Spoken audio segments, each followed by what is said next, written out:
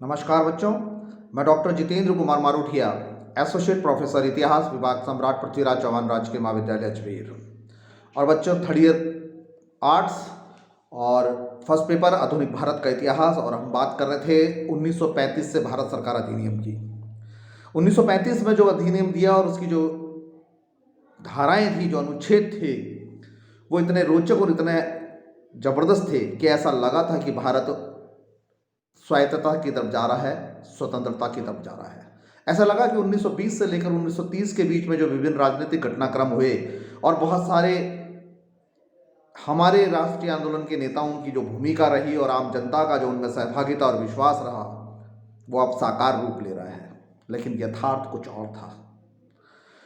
1935 के अधिनियम के अनुसार 1937 में चुनाव हुए, और एक ये बहुत रोचक बात है और एक बहुत सफल की बात भी है कि 1937 में जो चुनाव हुए उसमें कांग्रेस ने जबरदस्त तरीके से सफलता प्राप्त की।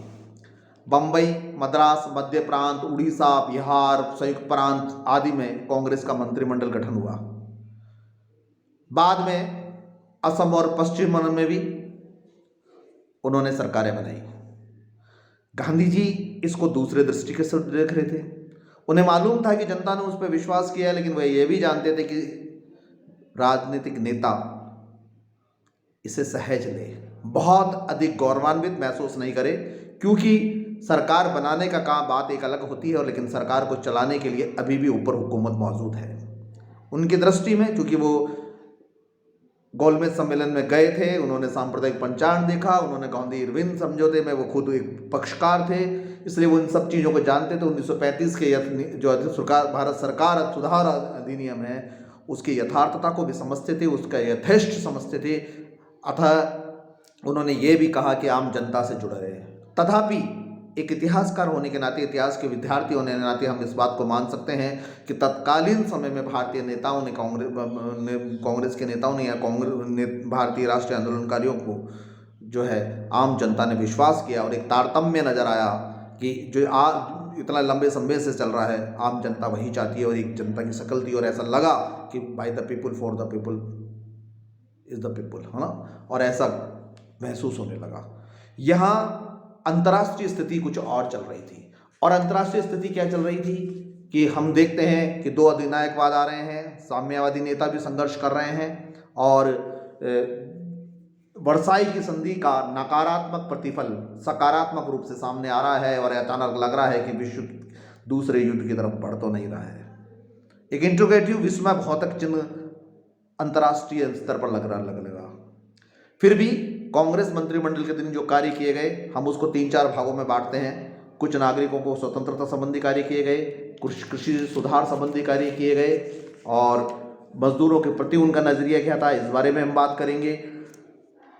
सोशल वेलफेयर, सामाजिक कल्याण संबंधी कार्य क्या गए, उस पर बात करेंगे, और अन्य जो संसदीय जन गतिविधियां होती है एक लोकतंत्र व्यवस्था की, उस पर क्या करेंगे, और फिर हम उसको थोड़ा सा मूल्यांकन रूप में करेंगे। तो ये एक हमारा रहेगा, और हमारा है आज का टॉपिक प्रांतों में जो कांग्रेस शासन।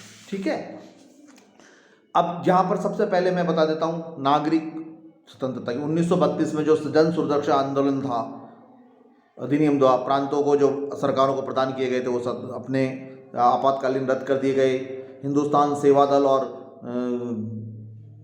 यूथ लीग जैसे संगठन पुस्तकों पर से प्रतिबंध हटा दिया गया, प्रेस पर से प्रतिबंध हटा दिया गया, पुलिस के अधिकारों में कटौती कर गई, क्योंकि सीधा वायसराय के अधीन में थे, और सविनय के आंदोलन के दौरान बर्खास्त जो अधिकारियों के पेंशन भत्ते जो थे वो वापस पुनः प्रारंभ कर दिए गए थे।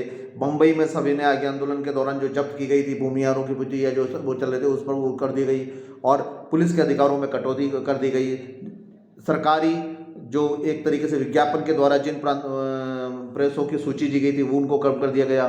बम्बई के तत्कालीन, लेकिन इसी समय हम देखते हैं कि दो जगह मद्रास और बम्बई में जो है समाजवादी नेता जो कांग्रेस से जुड़े हुए थे साम्य दल के, उन्होंने कुछ कार्रवाई की है, कुछ इस तरीके के भाषण दिए, फिर आखिर में खुफिया विभागों को उन पर नज़र रखनी पड़ी, और एक थोड़ा सा इस मंत्रिमंडल के विरुद्ध नेगेटिव पोस्ट हुई। ठीक इसी तरीके से अगर मैं बात करूं तो कृषि की बात करूं तो मंत्रिमंडलों के साथ में दूसरी स्थिति थी, क्योंकि जमींदार प्रथा को पूरी तरह से समाप्त करके कांग्रेस ने कृषि ढांचे को कायरकल करने की कोशिश नहीं की। ब्रिटिश हुकूमत भी ये जानती थी कि ऐसा चीज़ किया जाए कि आम जनता के बीच में फूट डालो राज करने की नीति सामने आए, और कांग्रेस के मंत्रिमंडल मौजूदा प्रशासनिक ढांचे में किसी प्रकार का जो है परिवर्तित नहीं कर सकते थे। नियंत्रण ऊपर से अभी भी संचालक मंडल और उनका था। दूसरी बात ये थी कि कृषि एक कल्याणकारी विषय था, और कल्याणकारी विषय में इस किसी प्रकार का व्यय करने का अधिकार इनको नहीं था। व्ययों में बहुत सीमितताएं थी, व्ययों में बहुत कंट्रोल था, और इसलिए 1930 के बाद में यूरोप में युद्ध के बादल बढ़ने लगे थे, आर्थिक मंदी होने लगी थी, और उसका आर्थिक मंदी का जो निराशापूर्ण वातावरण था वो अधिनायकवाद या दूसरे लोग या ब्रिटिश के सारे ही लोग उपनिवेशवाद को बढ़ाने का विस्तार करके, धन का शोषण करके अपना फ्रस्ट्रेशन दूर कर रहे थे। ऐसी स्थिति में भारत के लिए या इस कांग्रेस सरकार के लिए कोई कल्याणकारी कृषि संबंधी कार्य करना सफल हो जाए और वह इसमें सार्थक हो जाए, ऐसा बहुत कम था। कृषि ढांचा जो था वो इतना जटिल था और इतना ढांचा उच्च रखा था